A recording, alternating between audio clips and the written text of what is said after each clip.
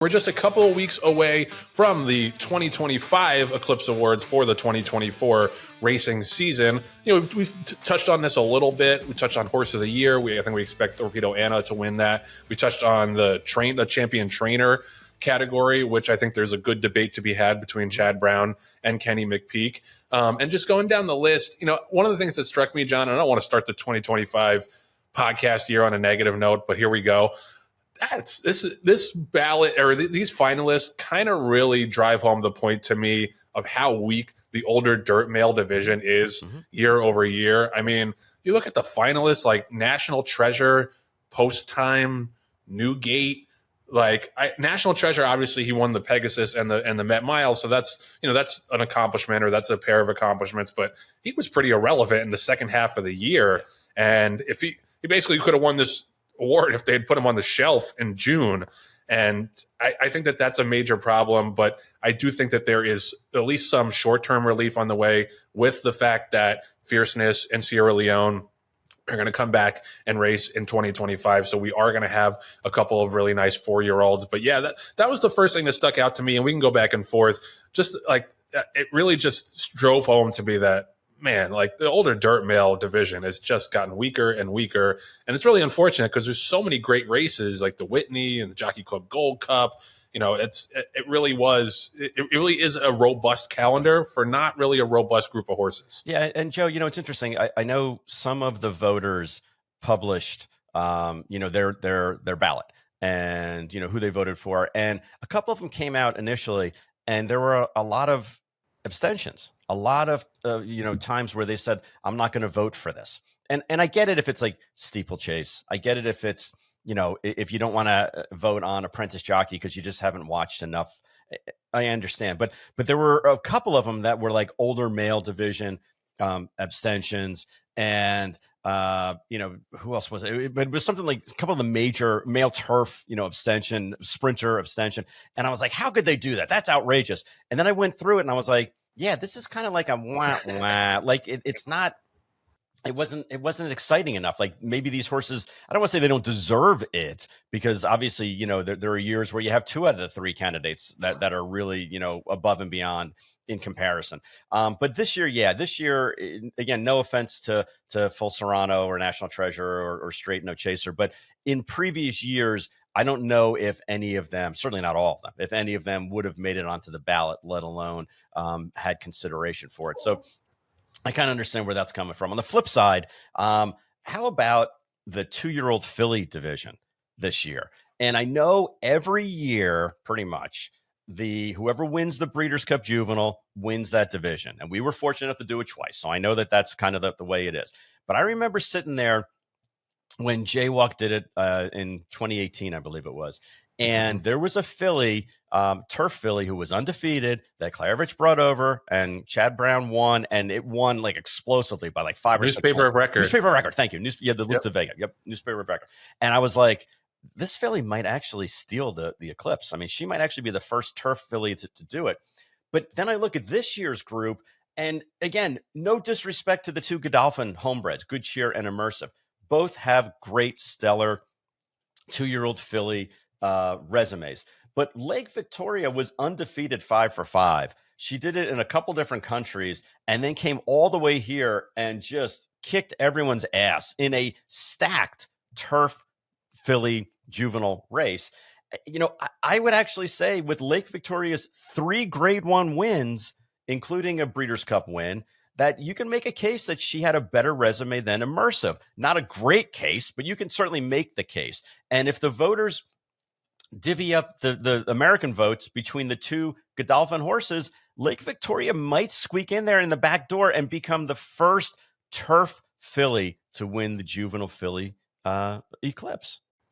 I think that brings up an interesting conversation, because you're not supposed to count the races that she ran overseas. Mm-hmm. Now, I think that's impossible, frankly. It's as if they had like the NFL MVP voting after the playoffs, right? But you're only supposed to count the regular season, right? Like I just think, even if people like try to make that distinction, like it has to be part of their calculus, like how dominant she was in Europe. And I think like, especially with the 2-year-old division, like it's not like these fillies ran like 8-9 times Right. and won 4 or 5 grade ones. You know, like Immersive obviously had a really nice season, but she only won a couple of times, and it's not as if this was. It's not as if it was like a year-long campaign. Right. So I think in that instance, I think it makes sense sometimes to vote for the horse that you thought individually was most impressive. And I think Newspaper of Record is a great example of that, because I remember there being a lot of debate between Jaywalk and Newspaper of Record, and ultimately we went with the home team. And Jaywalk was obviously a deserving champion. I just wanted to go through some of the other categories and some horses and people who I think do richly deserve their Eclipse Awards that are coming to them. Obviously, Torpedo Anna at the top of the list. Sure. Idiomatic. I'm really bummed out that she got injured before the Breeders' Cup, because she was, I'm a huge fan of her. And, when she lost to Raging Sea in the Personal Ensign, which was pretty much her only blemish this year, she was 5 hours the best that day. And Raging Sea ran big, but Idiomatic got fried on the front end and just got tagged in the last stride. And I was ashamed that she wasn't able to strut her stuff in the distaff, especially because that would have been an unbelievable matchup between her and Torpedo Anna. So I'm excited and happy for her that she's going to get her recognition as champion older dirt female, because she's one of my favorite horses of the last couple of years. And then, of course, Flava Flav, Flavien Prat. It's going to be a very, very satisfying day for me, and I think all the people who have appreciated his riding over the years, that he is going to get his Eclipse Award. 56 graded stakes wins. Set a new record. 56 graded stakes wins. Many more stakes victories. Obviously was dominant up at Saratoga. And it just goes to show you, man, like if you have a lot of talent and you're in like you're big fish in a small pond, there's something to be said for going to be a smaller fish in a bigger pond, because who knows? You might take over that pond and eat all the rest of the fish. Exactly. No, very, very well said. Joe, what about female sprinter? Did you look at that one at all? Society, Soul of an Angel, Ways and Means. That one, I have one that I would have voted for, but I'm curious to hear what your thoughts are on her. Yeah, I mean, Again, this is one of those categories where it's like you thought you knew the layout, the layout and the construction of the division until the Breeders' Cup, and then Soul of an Angel comes and runs everybody down. I don't know. Like, I think over the course of the year, Society and Vava were both significantly better than her, but they both lost to her on the square in a pretty slow renewal of the filly and mare sprint. So I don't have a problem with her winning, but it kind of rubs me the wrong way sometimes when the Breeders' Cup is basically the be all end all for a year of horses' campaigns. Yeah, no, exactly. And you can make a case for her. And also, I think you have to, again, I'm being technical on this, but you look at it and you say, okay, female sprinter. So what is the dividing line of a sprint? Is it 6 furlongs? Is it 7/8? Is it a 1-turn mile versus a 2-turn mile? Like, Soul of an Angel won her biggest races going 7/8, but really she was a miler. I mean, she was really, running a mile and an eighth, mile and 16th. I mean, mile and 40. So I don't know if technically she would be, in my mind, the best female sprinter per se. Ways and Means, who won 2 races against older fillies, one being the grade 2. Gallant Blossom going 6.5 furlongs. I actually would, again, if I had a vote, I would actually vote for her, because I thought that once they kept her sprinting, she was much better. As a practical joke, sprinting was much better than going long. And the only blemish on her record, really sprinting this year, was in the Breeders' Cup. But she only lost by a length. Like, she ran 5th, but she only lost by a length against older mares again at the end of her career. So I think that's going to be an interesting group to see who wins that one as well. We talked about the Chad Brown, Kenny McPeak potential battle for supremacy as far as the Eclipse Award for the trainer. And it's funny. Here's the trainer that we're not even talking about, Brad Cox, who made $28 million in purses, had a 26% win percentage, a 60% win place in the money percentage. He won with 3 different grade 1 winners, including the Breeders' Cup Juvenile, the Jockey Club Gold Cup, and the Louisiana Derby. And he's like, they also ran in this group compared to that. That's how good of a year Chad Brown had, with $31 million of purses, 12 different grade 1 winners.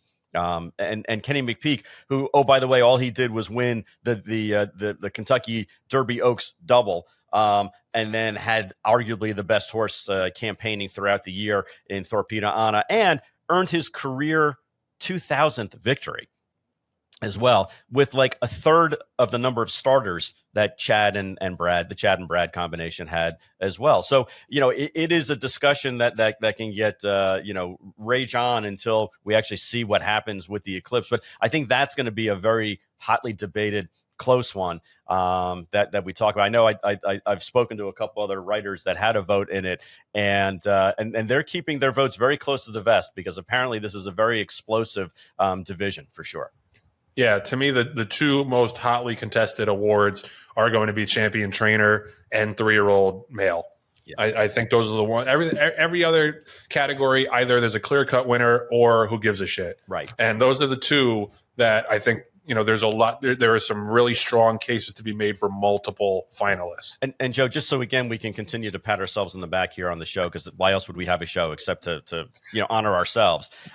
Right now, for early voting for 2025, DJ Stable currently is in the top 3 in earnings, stake wins, win percentage, and we're number 1 overall in wins as of today.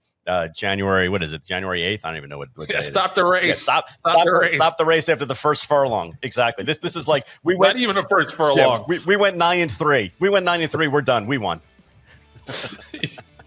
You're in front after the first 3 jumps. Stop the race. No, I mean, that's exciting. Take a screenshot of that, and we'll put it up during the green group banter. Yeah, exactly. Oh my God, that's so funny.